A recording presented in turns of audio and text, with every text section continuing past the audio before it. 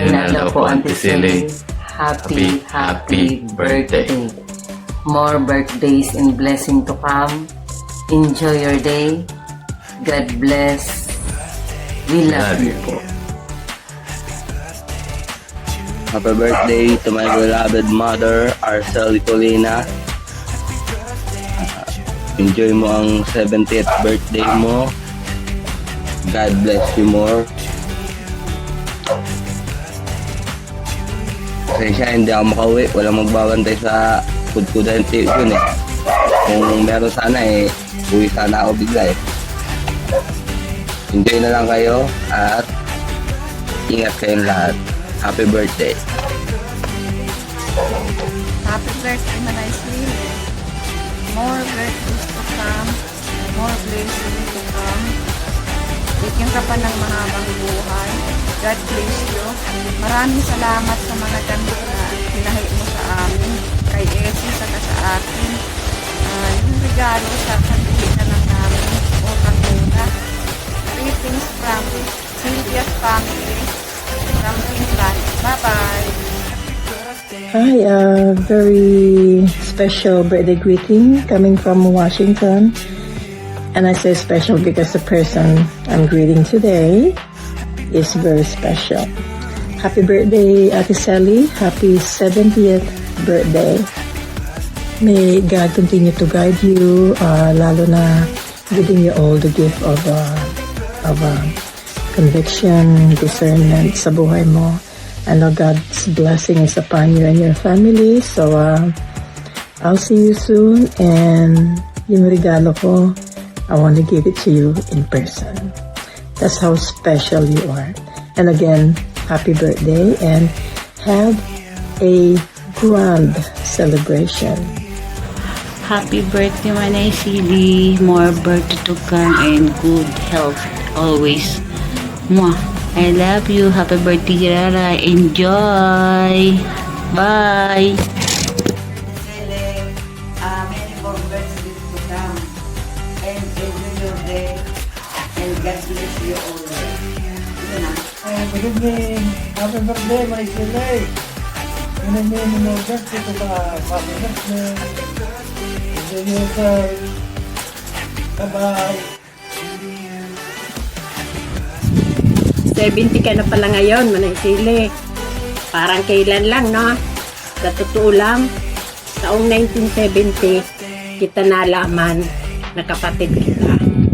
Taong 1970 yun, hindi ko yun nakakalimutan kasi bago kami noon, lumipat dito sa bahay. Kasi, di ba, doon bata kami nakatira sa Linang, sa bukid. Alam nyo po, alam nyo mga pamangkin ko, yan si mama nyo, ampun niya ng lola namin. Hindi yan sa amin lumaki. Pumupunta-punta lang yung maliit pa yan. Elementary days, pumupunta-punta lang yan doon sa bukid, sa bahay namin, sa Eraya, kung tawagin namin. Hindi ko yan alam na kapatid namin. Tapos, sa totoo lang, gandang-ganda ako dyan kay mama nyo kasi parang Amerikana. Amerikana bang ano? Ganon. Kasi ang buhok niyan, straight na straight, makintab, mahaba, tapos kulay brown, blondie ba? Yung ganon. Pero hindi ko alam na kapatid ko yan. Basta, alam ko lang, pumupunta yan doon sa amin. Sa Iraya, sumasama sa lolo namin, sa mga tiya namin, mga tiyo, pumupunta yan doon sa atin namin, sa kuya ko ganon. Tapos minsan tinanong ko si mama kung sino siya. Sinabi niya kapatid namin. Hindi naman ako naniniwala noon, bata pa naman ako noon, mga 6 or 7 years old. Hindi ako masyadong naniniwala kasi hindi naman sa amin nakatira. Pero yung atin namin, lumaki ako na wala din sa piling namin kasi maagang pumasok sa sa paswilduhan ba. Alam ko na kapatid namin yon kasi pinupuntahan namin doon sa tinatrabahuhan. Pero si Manay Silly, alam ko, sa lula namin nakatira pero Hindi ko alam talaga na kapatid namin yan. Basta naniwala ako nung 1970 talaga yon. Kasi 1971 kami lumipat dito sa bahay.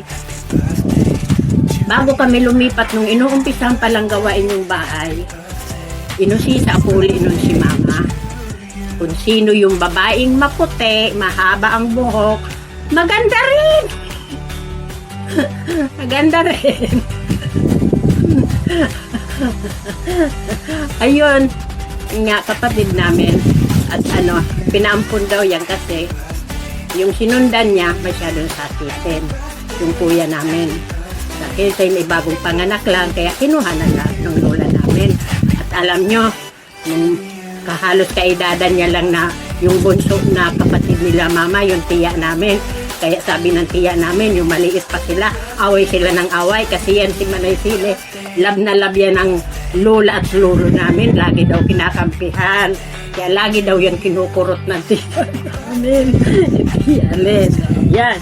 Tapos nung elementary days ko na mga pamangkin kong mga mababait, alam nyo, grade 6 ako, yung advisor namin, puri-puri din yan si mama mo. Sa totoo lang, matalino yan eh. Alam nyo, hindi naman yan nagtapos ng high school.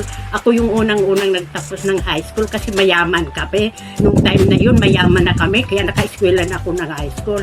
Pero noon, hindi pa yan, si mama mo na elementary lang yan. Pero tingnan nyo naman, hindi yan papahuli sa inyo sa Inglesan, di ba? Oh, yan si mama nyo, madiskarte. Madiskarting nana yan. Pero, ingat kayo dyan, basta yan na nahimik, basta yan gumano na, ingat na kayo. Suyuin nyo na yan, huwag nyong pabayaan, kasi pag yan na nahimik, galit na yan. Kuha ko na yan eh. Diba, Manay Sile? Pero alam ni Manay Sile, yung picture mo, kupas na. Di ko alam kung anong taon pa to. Mga first year mo sa Maynila, o mga yan. Pero ganun pa man, kumupas man itong picture na to, ang wish ko, sana bilang kapatid namin, ate namin, huwag kang kukupa sa amin, ha? Ang sana, ang pagmamahal mo, hindi kukupas bilang kapatid. Hayaan mo na yung picture kumupas. Basta yung original na tao, hindi kukupas. Happy birthday! Happy birthday po, Lola.